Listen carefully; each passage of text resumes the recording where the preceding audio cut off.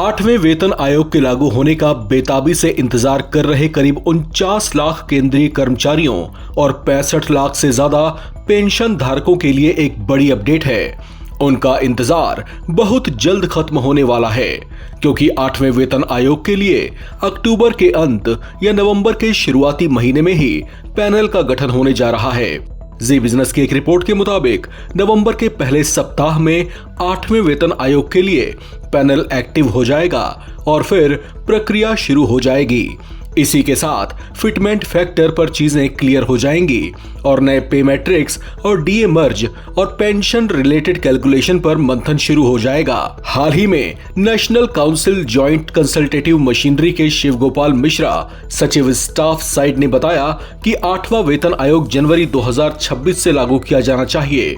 देश के करीब 49 लाख केंद्रीय सरकारी कर्मचारी और लगभग 65 लाख पेंशनर्स 8वें वेतन आयोग के लागू होने का इंतजार कर रहे हैं। इसे लेकर मोदी कैबिनेट आयोग के गठन को मंजूरी दे चुकी है।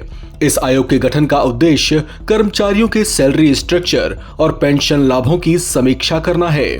संसद के मॉनसून सत्र में ही केंद्र सरकार ने यह स्पष्ट कर दिया था कि वेतन में होने वाले बदलाव की प्रक्रिया की शुरुआत तभी होगी जब इस संबंध में गठित आयोग की सिफारिशों को स्वीकार कर लिया जाएगा। इस संबंध में अभी किसी तारीख का ऐलान तो नहीं किया गया, लेकिन आर्थिक विशेषज्ञों का मानना है कि 8वें वेतन आयोग के लागू होने के संभावित समय जनवरी 2026 में कुछ विलंब हो सकता है। कुछ विशेषज्ञों का यह भी कहना है कि 8वां वेतन आयोग अप्रैल 2026 से लागू हो सकता है।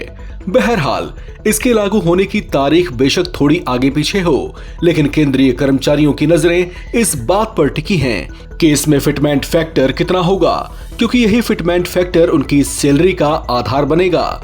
इससे केंद्रीय कर्मचारियों के वेतन में बढ़ोतरी और भत्तों में बढ़ोतरी जैसे फायदे होंगे।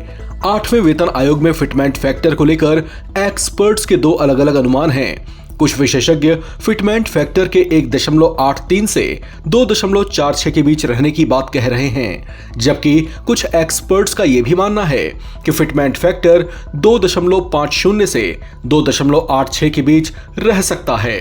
आपको बताते चलें कि केंद्र सरकार ने 8वें वेतन आयोग के गठन को मंजूरी इसी साल की शुरुआत में जनवरी महीने में दे दी थी, लेकिन इसकी प्रक्रिया के लिए आयोग का गठन नहीं किया गया था। लेकिन अब संभावनाएं जताई जा रही हैं कि अक्टूबर महीने के अंतिम सप्ताह या नवंबर के पहले सप्ताह में आयोग का गठन हो सकता है, जिसके बाद आगे की प्रक्रिया शुरू होगी और संभावित तौर से जनवरी 2026 से या फिर थोड़े विलंब से इसका लाभ लाखों केंद्रीय कर्मचारियों को मिलना शुरू हो सकता है। इस खबर में फिलहाल इतना ही। बाकी अपडेट्स के लिए आप बने रहें नवभारत टाइम्स के साथ।